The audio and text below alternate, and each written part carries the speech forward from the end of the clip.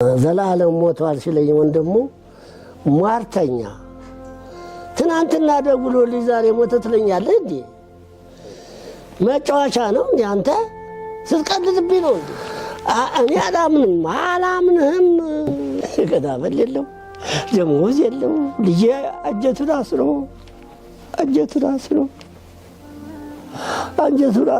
እሱ ወንጌል ሲሰብክ ነው የሞተ። ታላቅ ሰው ነው ያጣ ነው። የስኳር በሽተኛ 6 ሰዓት ለመድረስ ያስቸግረናል እንዴ። እሱ ሁል ጊዜ 9 ሰዓት ነው የሚበላው። እሱ ግን አንገትን የሚያስገባበት ጎጆ የለው። ባይታዊ ነው። ትልቅ ጉዳት ነው የተጎዳ ነው። እሱ አይደለም የተጎዳው እሱ ሳይሆን እኛ ነው የተጎዳ ነው። የዓለም አቀፍ ሰባኪ ነው እኮ በዓለም ዙሪያው ሄዶ ዞሮ ወንጌልን የሰበከ እድሜ ልኩን ከ30 ዓመት በላይ ባለ እድሜው እንደ ወፍ እየበረረ ወንጌልን ሲሰብክ የኖረ ልጃችን ደም ያቺ ቅድስተ ቅዱሳን እመቤታችን ትገርመኛለች። ዲሲ ማርያም በጣም እጹብ ድንቅ ነው የሷ ስራ። አዙሮ እግዚአብሔር እመቤታችን እደጇ የእድሜው ፍጻሜ እንዲሆን ነፍሱ ከስጋው እዚያው ተለይታ ሊቃውንቱ ተሰብስበው ፈተውት በመድረኩ ላይ አስከሬን ሆኖ የሚገባው ጸሎት ሲፈጸምለት በማየቴ ዋይ እመቤታችን ናት ይህን ያደረገችው። የድካሙን ታውቅለታለች። ብዙ ደክሟል እዚያ ቦታ ላይ ሲያስተምር የኖረ ሊቅ ነው። ይህ እመቤታችን በረከት ነው። ከዚያ ጀምሮ ኢትዮጵያ ድረስ ስሙ እየተጠራ ጸሎት እየተደረገለት እንዲመጣ ፈቅዳ ነው ያልኩት።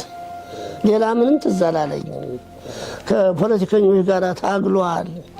ብዙ መከራም ተቀብሏል።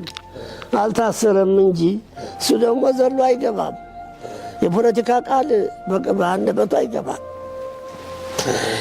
የእግዚአብሔር ቃል ደግሞ በግልጽ ሲናገሩት ወደ ፖለቲካነት ይዞራል። ላዞረው ሰው ተግሳጽም ነው ምክርም ነው።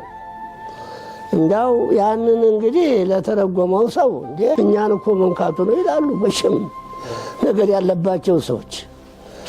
እሱ ግን አያፍርም፣ በቃል እግዚአብሔር አያፍርም።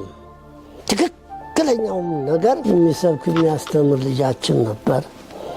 ታላቅ ጉዳት በተለይ ለኔ በደረሰበት ቦታ ሁሉ ሳይደውልኝ አያድርም። ገና እቃውን ሳያወርድ ሲገባ እግሩ እንደደረሰ ይደውልልኛል። አሁን የመጨረሻውን ስንብት ሲያደርግ ለንደን ነው የሰነበተው። እዚያ እንደገባ ደውሎልኛል። ከዚያ ደግሞ ወደ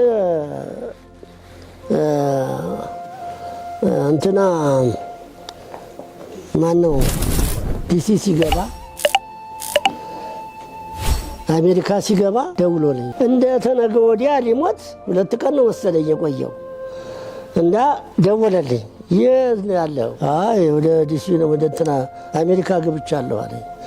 ዛሬ 6 ግድፍ ነው መሰለኝ የወጣው። እስካሁን 2 ነበረ። ከለንደን ዲሲ ተገኘ አንተ ልጅ። ኧረ እንደው መብረሩን አበዛኸው። ምንድነው ዛሬ እንዴት ነው ነገሩ አልኩት። ተሳስቀን ነው የተለያየ ነው። በሁለተኛው ቀን ዘላለም ሞቷል ሲለኝ ወንድሙ ሟርተኛ ትናንትና ደውሎልኝ ዛሬ ሞተ ትለኛለህ? መጫወቻ ነው እንዴ አንተ? ስትቀልድብኝ ነው እንዴ? ኧረ አይደለም ብሎ ተንገብግቦ አለቀሰ።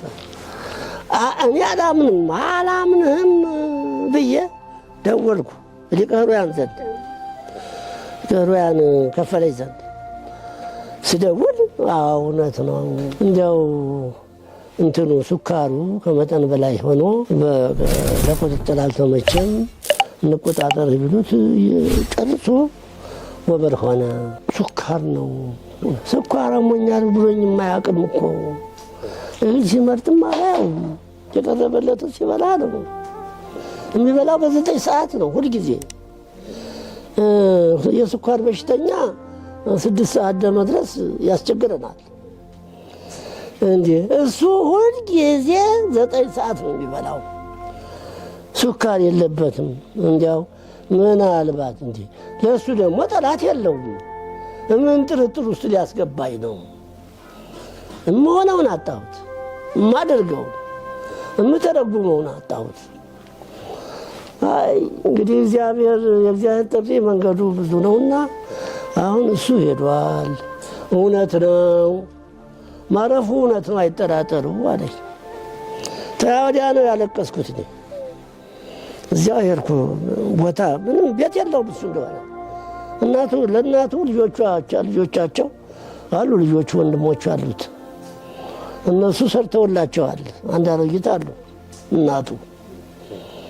እሱ ግን አንገት ላይ የሚያስገባበት ጎጆ የለው። ባይታዊ ነው። በጣም በጣም በጣም ገዳመል የለው፣ ደሞዝ የለው። ልጄ አንጀቱን አስሮ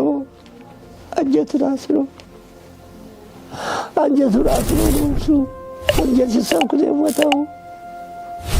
ታላቅ ሰው ነው ያጣ ነው። እንደሱ ያለ ሰው ይተካልን። መቼም ተስፋ አንቆርጥም። ለዚች ቤተክርስቲያን ማይቶት ነበረ። ብዙ አገልግሎት የፈጸመ ልጅ ነው። ደግሞ ሁሉ ይወደዋል። ያላቸውም ሰዎች ውዳሴ ከንቱ የማይፈልጉ ስማቸው እንዳይጠራባቸው በሱ በኩል ያስተላልፋሉ። እሱም ታማኝ ነው።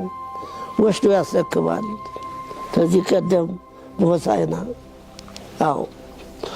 በሆሳዕና እዚያ የተቃጠለ ሰዎች ጠላቶች ያቃጠሉት ቤተክርስቲያን መንደር ነበረ።